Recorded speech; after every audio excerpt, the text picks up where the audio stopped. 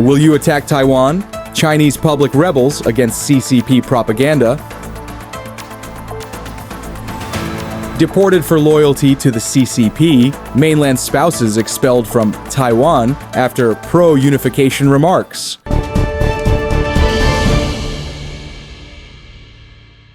If war comes, will you go to the battlefield? This question has recently sparked widespread discussion on the Chinese internet, with many answering without hesitation. Please stop asking me childish questions about whether I would go to the battlefield again. I work hard from dawn till dusk, all month, yet my salary isn't enough to cover even a rich person's meal. Think about it. If I'm broke and get sick, the hospital won't care whether I live or die. Without money, my children may not even get to attend school. Living in such a society, what do poor people have to be nostalgic about? What's the point of sending us to fight? Who are we risking our lives for? If war breaks out, I absolutely won't join it. The country has never done me any favors, and I don't owe it anything. I can't even afford food or medical care. How can I fight for a country that doesn't care about me? These words come from an ordinary farmer. When you hear this, doesn't it touch your heart? The reality is harsh. Farmers and their families always come last when it comes to benefits. And yet, when war looms, it's the common people who are expected to fight. A reporter asked a farmer if she would be willing to fight at the front if war broke out. The farmer's response left the reporter speechless. I have rural household registration. Can I even go to the front line? Are there household registration restrictions? I'm not a member of the Communist Party or a cadre, just an ordinary citizen. Is it my turn? Do I need a work permit or a temporary residence permit to fight? Does the village brigade issue certificates? Are urban residents prioritized? If I die, will compensation and funeral costs be equal for city dwellers and farmers? If I sacrifice myself, will my children have the same right to attend a good school or university as those in Beijing?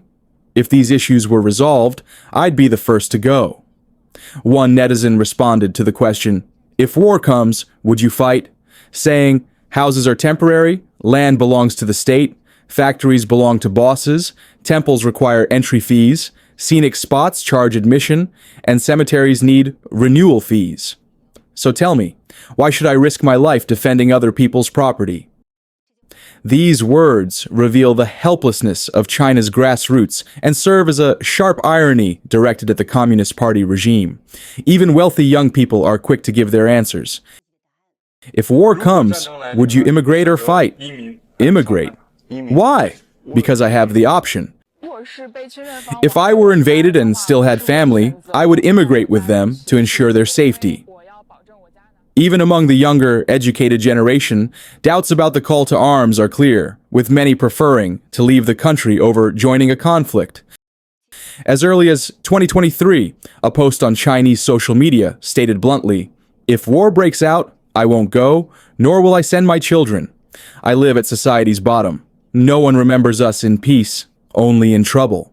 They say everyone must shoulder responsibility, but when it comes to welfare or state benefits, we're treated unfairly. Whoever wants to go can go, but I won't, and I won't let my children go." The post struck a chord, quickly spreading with numerous reposts and likes. One netizen said, "The children and wives of top officials have all fled to America, so why should we leaks sacrifice our lives?"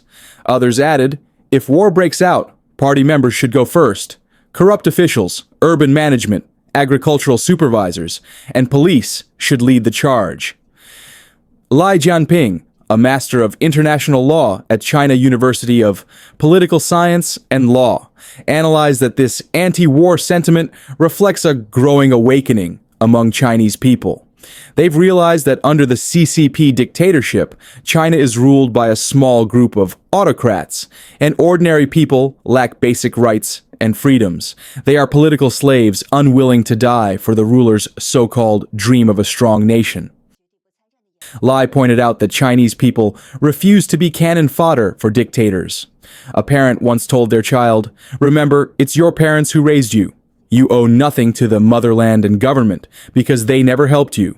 Without money, you can't go to school, see a doctor, ride the bus, or buy a home. Without money, you can't even be born. The popular online influencer, Motorcycle Travel Flathead Brother, summarized 3 main reasons Chinese people are unwilling to fight. Modern warfare is highly technical and demanding. Many say they don't meet the requirements. Urban-rural inequality has crushed enthusiasm, and accumulated societal grievances are boiling over. Most people have debts, car loans, mortgages, credit cards, that they must repay. If war breaks out, who will pay? During the 3-year COVID crisis, many lost income, defaulted on loans, faced lawsuits, and had their homes auctioned. What should they do now? Urban and rural residents still receive vastly different treatment and benefits. Ordinary people are poor and deeply in debt, and many are simply thinking twice before sacrificing their lives. The CCP has spent years brainwashing people with patriotic slogans like the great cause of national reunification while pushing its plans to invade Taiwan. But as China's economy worsens, many Chinese are growing disgusted.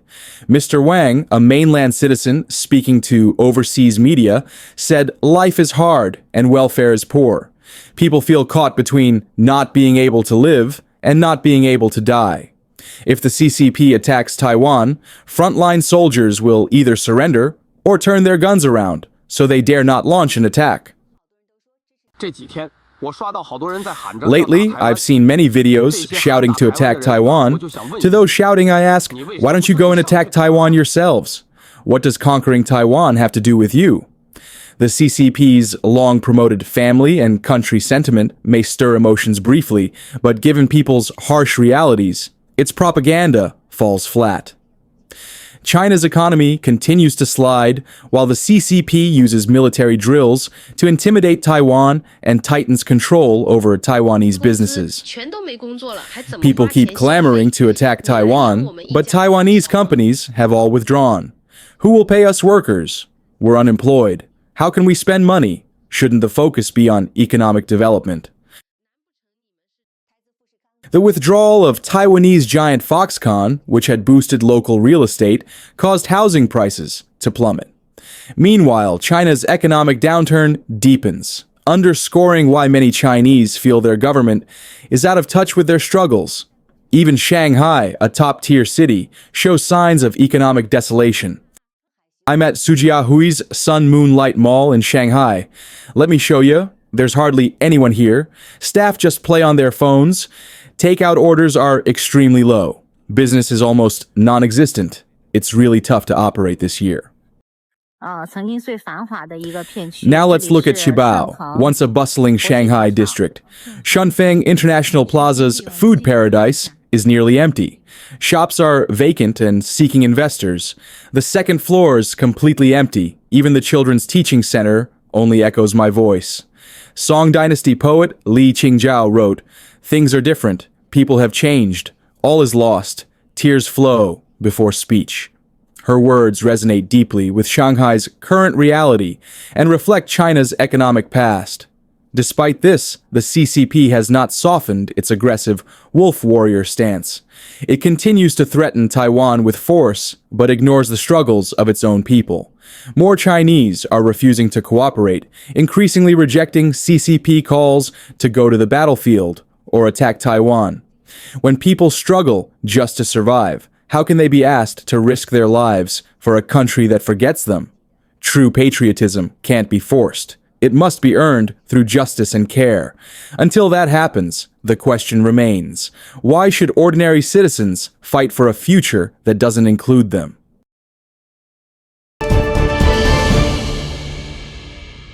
She waved the Chinese flag while living under Taiwan's democracy. She praised the regime, threatening to destroy the island she called home. Then, Taiwan said, "Enough." What happened next sent shockwaves across the strait and raised a critical question. Where is the line between free speech and national survival? Maybe when I wake up tomorrow morning, the island will be covered with 5-star red flags. Just thinking about it makes me happy. If a cross-strait war breaks out and the mainland disregards the ties between compatriots and fights Taiwan to the end, Taiwan could be reduced to ruins within just half an hour. The woman in the video is Liu Zhenya from Hunan Province, China. She married and moved to Taiwan 10 years ago and gained residency through marriage. She is an internet celebrity running a channel called Yaya in Taiwan on TikTok and YouTube with over 440,000 followers. Her most viewed video, with 2.77 million views, features her daughter Dangui shouting, "I am Neja, I am here to take you away." She named her daughter Dangui, which means definitely return. Here's a clip of their conversation. Must return, return early. Do you know why Taiwan must return? In 1684, the Qing dynasty established Taiwan Prefecture, which was under the jurisdiction of Fujian Province. In 1885, Empress Dowager Cixi officially issued an edict to establish Taiwan as a province, called Fujian Taiwan Province. What other reasons are there? It is also because of the unyielding heroism of our Taiwanese compatriots who sacrificed their lives in the fight against the Japanese from 1895 to 1945, and the everlasting homesickness of the 600,000 veterans who were abducted to Taiwan in 1949. Because the historical process of China's inevitable unification will not change, Taiwan belongs to you. Must return, return early. Although Liu Zhenya resides in Taiwan and benefits from its public services, including the right to freedom of speech, she has repeatedly posted online statements over the years asserting that the Chinese Communist Party, CCP, will inevitably reunify Taiwan by force. Such remarks pose a serious threat to Taiwan's national security, especially given the CCP's long-standing and explicit intentions to unify with Taiwan. These intentions have been backed by sustained campaigns of propaganda, political infiltration through United Front tactics, and ongoing military intimidation. Recently, patriotic Taiwanese reported Liu's long-term anti-Taiwan statements and actions. On March 11th this year, Taiwan's Ministry of the Interior Immigration Agency found Liu in violation of the act governing relations between the people of the mainland and Taiwan. Her residency permit was revoked by law. She was ordered to leave within a set time and barred from reapplying for 5 years. This shocked Liu. She immediately deleted all past videos and posted a new one praising Taiwan's health insurance system and the kindness of its people. She insisted she did not want to leave and appealed to Taiwan's High Court and Supreme Administrative Court, but both rejected her appeal. Desperate, Liu protested at the Ministry of the Interior, seeking to overturn the punishment, claiming she did not advocate military reunification. The authorities upheld the decision. Taiwan's Premier, To Jung-tai, explained, "Freedom of speech has limits. Those limits are set by the country's survival." On March 25th, Liu held a press conference accusing the Immigration Bureau of abusing power and pleading to avoid separation from her husband and 3 children. Reactions flooded in from mainland China and Taiwan. Mainland netizens said, "Welcome Yaya back to the abyss," she mentioned, and "If you're so patriotic, why say returning to your country is a disaster?" Taiwanese netizens responded, she should take her family back to the motherland she loves to avoid separation. Let's hear from Taiwanese internet celebrity Ba Jiong. "We are helping you fulfill your wish. You have always told your 3 children that they want to return to the People's Republic of China, the embrace of the mother of the 5-star flag. You also asked your child to make a video saying that he wants to return to the People's Republic of China to study. Then why do you say that everyone helping you is to push you into an abyss of no return? Do you know that Chinese netizens are also very angry? What does it mean that the motherland is a bottomless abyss?" Another Chinese wife married in Taiwan gave her view. Ms. Liu, a mainland-based internet celebrity, does not agree with and respect Taiwan's position and values, so I think the Taiwan government's decision to cancel her visa is too restrained. She said that China has strong technology and military, and she is very proud to be Chinese.